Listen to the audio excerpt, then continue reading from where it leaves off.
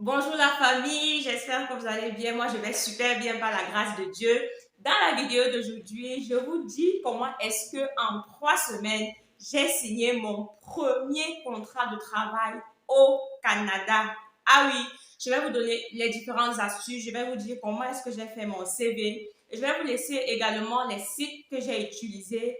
Et ce qui est bien, c'est que je vais vous donner les astuces pour contourner, en fait, pour éviter de dépenser pour faire votre CV et bien le faire de façon à avoir les mêmes résultats comme moi je les ai eus juste quelques jours après mon arrivée au Canada. Alors, si ce sujet vous intéresse, définitivement, asseyez-vous confortablement et écoutez la vidéo jusqu'à la fin. J'attends vos commentaires, j'attends vos pouces. Et ceux qui ne sont pas encore abonnés, je vous prie de vous abonner. Vous êtes les bienvenus dans la famille. Alors, qui suis-je pour vous parler? Je suis Claude Karen. Je suis consultante en logistique. À la base, j'ai créé cette chaîne pour parler de la logistique et des services que j'offre dans le domaine. Mais avec les différentes sollicitations que je recevais de part et d'autre des jeunes, j'ai également décidé de partager mon expérience en tant que jeune, mais qui, par la grâce de Dieu, a eu une bonne expérience de travail.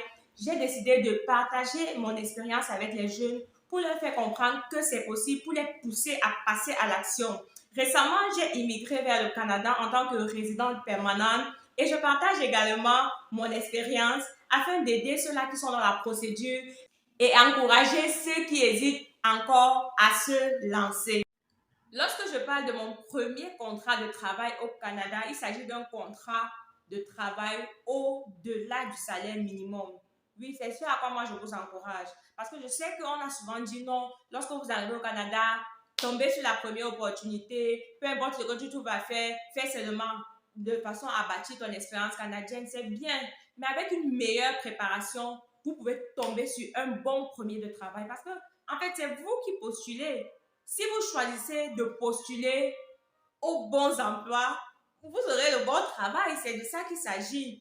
Donc, l'une des astuces que moi j'ai utilisées, c'est de commencer à chercher le travail dans mon pays d'origine. Dès que j'ai eu la confirmation de résidence permanente, j'ai commencé à chercher le travail. Donc, je suis allée sur Kijiji pour chercher. Bon, moi, j'utilisais à l'époque, j'utilisais beaucoup plus Kijiji, mais je recommande également Glassdoor. Je vais vous laisser les liens en bas de description. Allez sur ces sites-là, voyez les postes qui sont disponibles. Et l'avantage, c'est qu'il y a beaucoup de postes pour lesquels on vous donne déjà le salaire.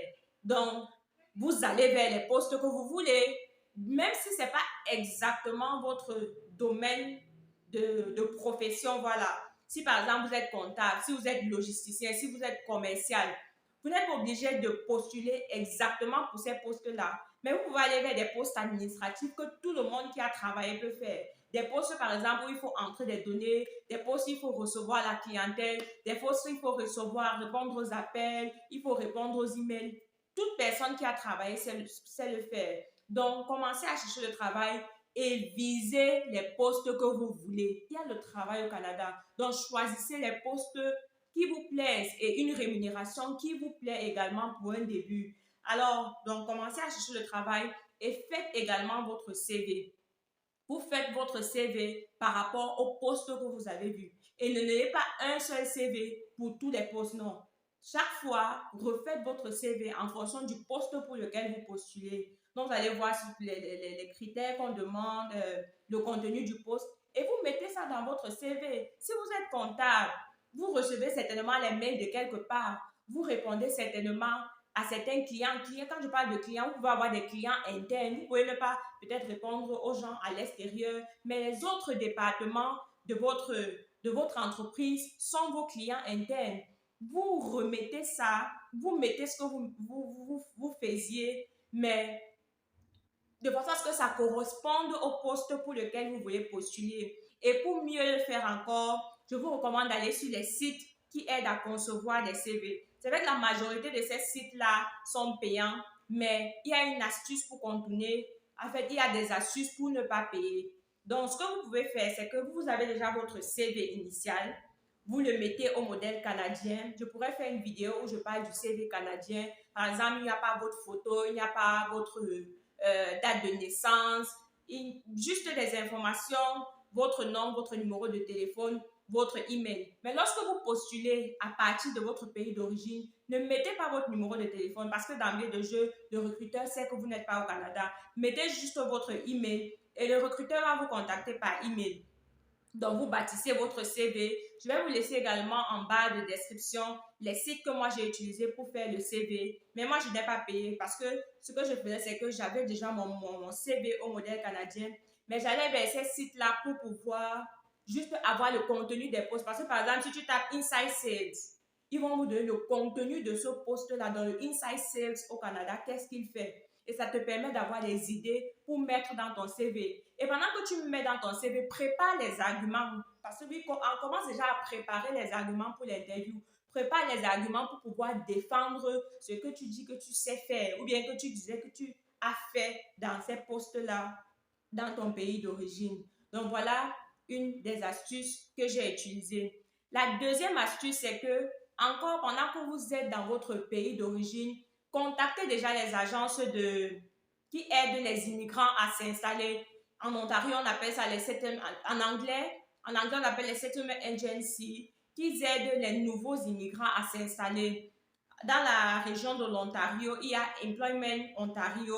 Vous pouvez déjà les contacter, bien que vous n'êtes pas au Canada, et leur dire que voilà, vous avez votre confirmation de résidence permanente et vous serez là dans les prochains jours. Ils vous enregistrent déjà dans leur base de données, ce qui fait qu'ils peuvent vous envoyer des invitations pour vous préparer, des invitations pour des webinaires qu'ils organisent, parce que de temps en temps, ils organisent des webinaires pour expliquer aux nouveaux arrivants comment passer un entretien au Canada, comment bâtir son CV, du moins, ils facilitent, ils te permettent déjà de savoir comment le monde du travail fonctionne au Canada. Voilà. Un autre point que vous devez prendre en considération, c'est l'intitulé des postes. Ne restez pas figé sur l'intitulé des postes que vous avez au pays pendant que vous bâtissez votre CV. Parce que, par exemple, un coordinateur de la logistique au Cameroun ne fait pas les mêmes, ne fait pas les mêmes tâches qu'un coordinateur de la logistique au Canada.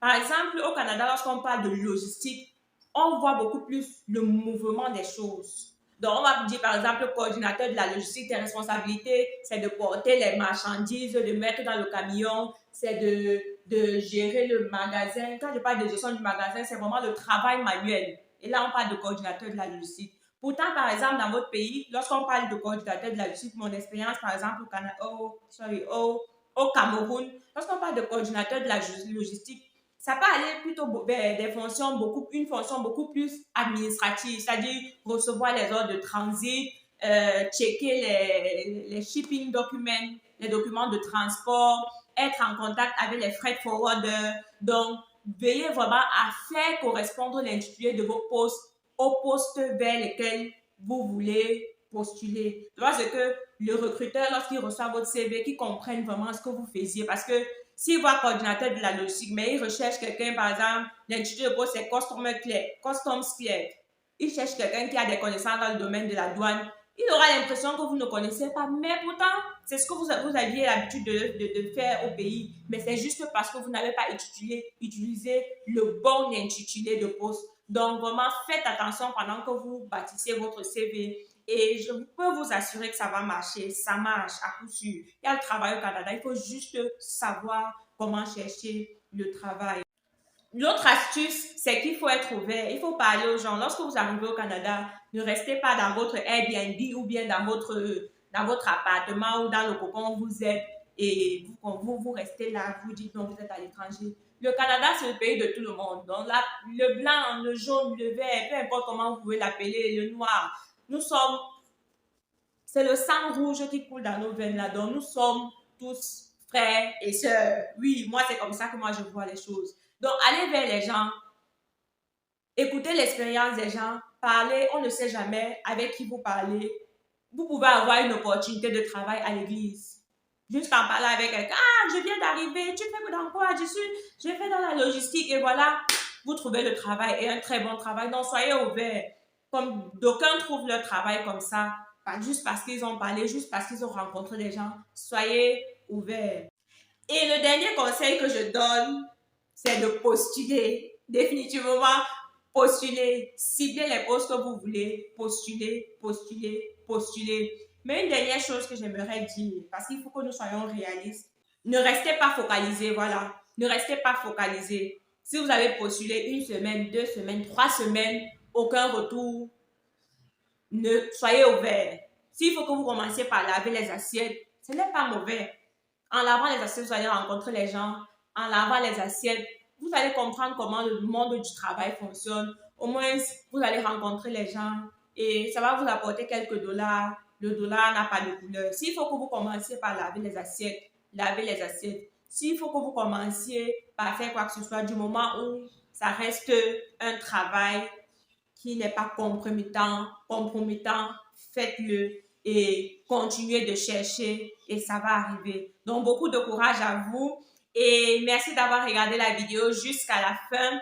Je pourrais encore revenir avec d'autres choses parce qu'il y a tellement de choses, il y a tellement de choses, mais du moins, ce que je vous ai dit dans la vidéo d'aujourd'hui, ce sont les principales choses que moi j'ai appliquées et qui m'ont permis d'avoir le résultat que j'ai eu juste après mon arrivée, juste quelques jours après mon arrivée au Canada. Je vous souhaite tout le meilleur. Je prie vraiment pour vos dossiers, que le Seigneur vous accorde sa grâce, que votre procédure aboutisse dans les brefs délais et on se dit à très prochainement et d'ici là, portez-vous bien.